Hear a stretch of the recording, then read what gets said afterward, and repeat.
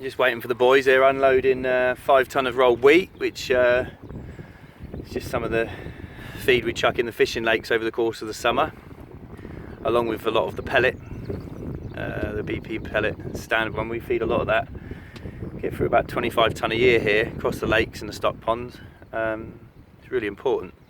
When we dig lakes for people, which we're getting more and more work doing that nowadays, it's I always ask them what it is you want, because if you want to dig a carp lake, I'd dig it totally different than if you were digging a match lake or even a pleasure fishery. So it's very important to understand that from day one. If we go to, no, I just want to dig a pond, quite often a contractor will go in, they can easily quote a lot less than we'd do it for, just to dig a hole. Or the classic is that the landowner listens to anglers and they'll say, right, yeah, you need bars and humps and shallows and deep bits for the winter and all this. I never do it like that. I never do. I want lakes that are easy to manage, not just so they're easy for us to net, but I want lakes that are dug properly. I feel very strongly about it. I think if you want a lake for fishing, whether it's for growing fish on or for angling, that you want it to be easy to manage. For me, that's shallow. We get a fairly short season where the fish are going to grow, so you want the water to warm up warm. So our lakes are maximum 6 foot if we dig them from scratch. Stock ponds 3 or 4 foot is no problem at all, but you want it boring and uniform. I mean, the amount of times you'll go to a fishing lake and people will say, oh, it's 8 foot deep there and 15 foot, and when you're actually in with waders and in the boats, it's not. It's the lake's silt up, and the fish don't care, to be honest. I just don't think it matters. We never dig deep holes for the winter. All that's nonsense. These ponds here, as you can see, these ponds here, they're testicle height most of the time. They freeze in the winter, and we don't worry about smashing the ice or any of that. You don't need it. If your fish are healthy and everything's in good condition, you don't need to do it. When they die because there's too much, the ice is thick for weeks and weeks on end, you've got issues that aren't nothing to do with it's just ice. You've either got too many fish that are malnourished, you've got water quality issues. This whole site here has been frozen over for 8 weeks. A few winters ago when it was really, really bad, 8 weeks of ice on all the lakes all across the board, and there was no issues whatsoever. And that's totally down to, we crop fish every year. We never smash the ice. We just crop the fish, unless we're trying to net under the ice. But we crop fish out of them every year, and we feed the fish in the summer when they want the food. You work out your biomass. When we net the lakes, drain them.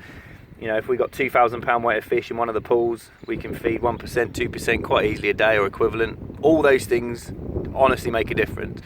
And now there's so many clubs that are trying it and doing it and thinking, well, hang on, we could spend 5 grand on fish, or we could spend 2 or 3 on actually things that are worth doing, like marginal plants. You know, if you're going to remove trees, etc.,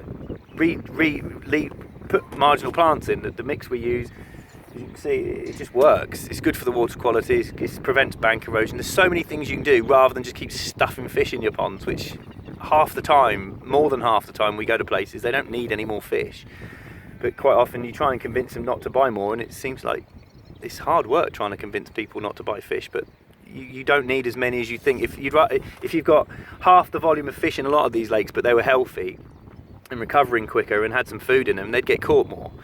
And that's what we've learned. You know, the nice thing about it over the years, and even more so in the last 10 years, we go everywhere to net lakes, everywhere, all over the country, north, south, east and west and abroad, from half quarter acre ponds to 800-900 acre reservoirs, and you keep learning all the time.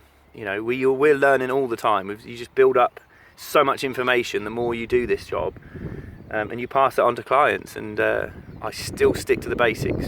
I don't worry about all this, any gimmicks and fads that just don't work. You know, even our feed is so simple, and you can't really compare it to a fish meal diet in a lake, because it's nothing to do with that. It's completely down. It's a tool. It's a fishery management tool, a bit like my nets are. A bit like everything else is. It's just another tool to look after your fish, and the more you do that, the benefits for the anglers come quite quickly. I mean, in a year from scratch, you'd be amazed. We've got a load of projects at the moment, and the transformation in 1 year, if the owner's on board or the angling club's on board and they follow a simple plan, the difference is little things that you can implement, the things that they can change, and what happens is fantastic. It's nice for us because you go back and you see you see what's happening. But it's even better for the club or the owner, because they can see changes, and it's cost them less than it would have been just to stuff a load more fish in to try and please anglers. Let's be honest, the ones that don't catch are the ones that whinge and moan and put pressure on them to buy more fish. You shouldn't be doing that. You know, you should be, as a fishery owner or someone in charge of a bit of water, your job is to maintain a healthy balance of fish and make a place look nice and tidy. You haven't got to get everyone catching 50-pound a carp. It's not your job, because the ones that are whinging and telling you haven't got enough fish are always the ones that don't catch much. It's always the way, always has been, always will be. But yeah, it's my little rant for the day anyway. You can catch some more fish now.